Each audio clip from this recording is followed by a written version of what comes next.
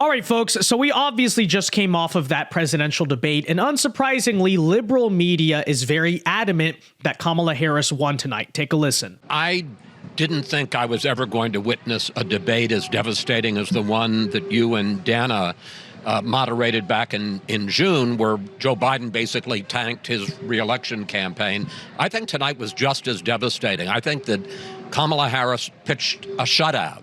On almost every subject I can think of. She shut Trump down on abortion. She shut Trump down on January 6th and democracy. She shut him down on national security and turned to the former president and said, the military leaders who served with you think that you're a disgrace. And then, as Dana mentioned, very powerfully at the end made the point that she is the candidate of change. We need to turn the page from a decade of division and polarization. On substance, I think she pitched a shutout, and I think she did on style as well. Really, Chris Wallace? Can the glazing get any worse there? Okay, it's one thing if you think Kamala Harris won. There's a case to be made for both, honestly. It's kind of one of those debates where both sides can claim victory. But to stand there and say that this debate was just as bad for Donald Trump as Joe Biden on June 27th, The levels of delusion there are just absolutely off the charts. But again, unsurprisingly, the point is what? Both sides are saying they won. Liberal media is very adamant that Kamala Harris ran away with that performance of the debate. But some other evidence, not from what the Republicans are saying in response, but more like objective metrics we can look at, suggest a different story, that that debate was not really that great for Kamala Harris, and some are outright suggesting she may have actually lost the debate in the eyes of the American people. First of all, we got some opinion polls, which you would expect because the Democrats had a candidate up there that was relatively alive tonight, unlike the last one. They're going to be spamming all of these online snap polls, and yet the results we're getting here is a little bit different. So, for instance, on KTLA 5, which is a local news station in Los Angeles, okay, very liberal area, you know how it goes.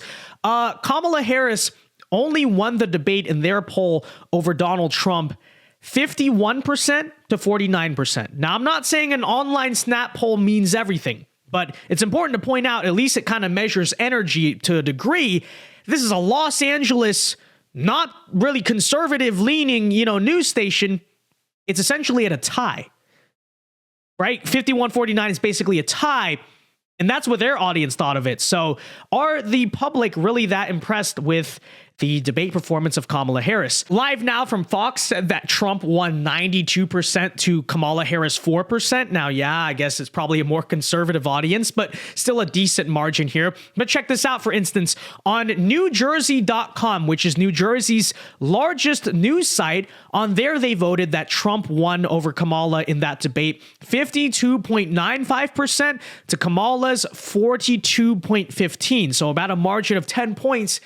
People out there are saying in these opinion polls, Trump may have actually won the thing. And lastly, here is the blue-leaning Tampa Bay News, who has Trump 53-47. So again, maybe not necessarily what you would be expecting in the opinion polls if you're really of the belief of Chris Wallace that, like, Kamala Harris destroyed Donald Trump. It was just like June 27th. Okay, well, again, I'm not saying that some type of online opinion poll, even if it is at a more neutral or even liberal-leaning news outlet, is necessarily the best indicator. But the point here is that if it really was that bad for Donald Trump, you probably would not see results of many different, like, down-the-middle news sources saying either it's tied or he won. That suggests what my takeaway was of the debate, which is, both sides are going to say they won. Neither side really dramatically changed the election. People still largely feel about both candidates the way they feel, and it is what it is.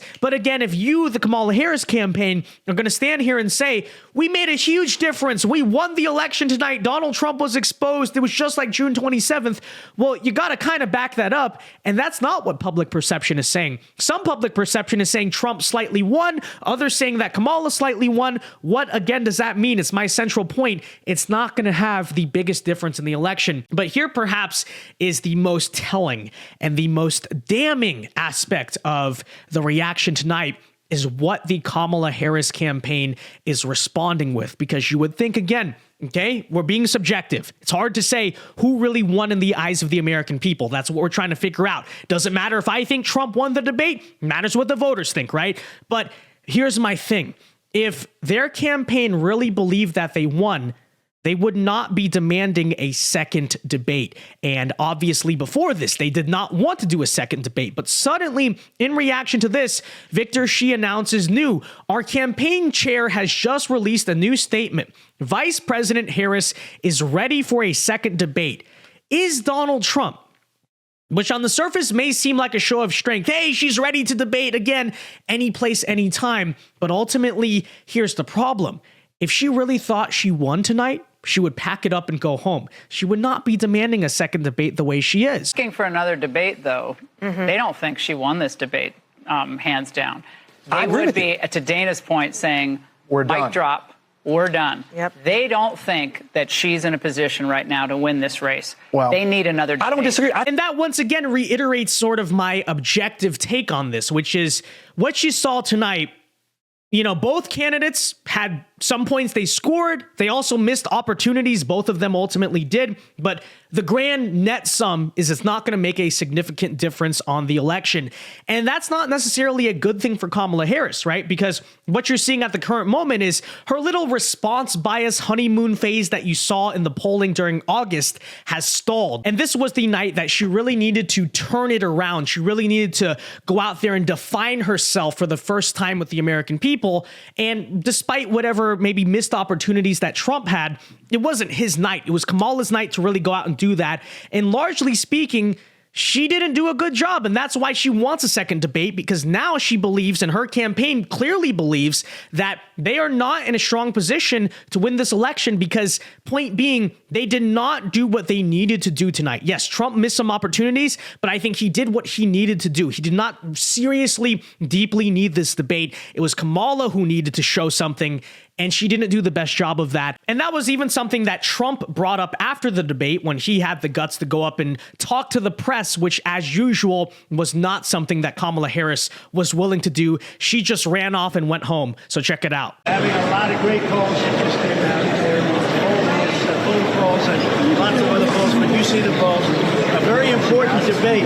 Now, she wants to do another one because she got beaten tonight, but... Will you commit to a second debate with Kamala Harris if you believe? She wants a second debate because she lost tonight very badly. So they immediately called for a second debate because they lost.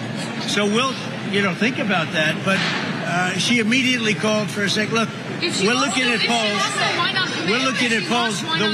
The worst poll that we've had was 71 that I see, 71% to like 24 or 25%. And that's the thing, again, you can say whatever you say publicly. Obviously, both campaigns are going to go out saying they won, obviously. They always do that, right?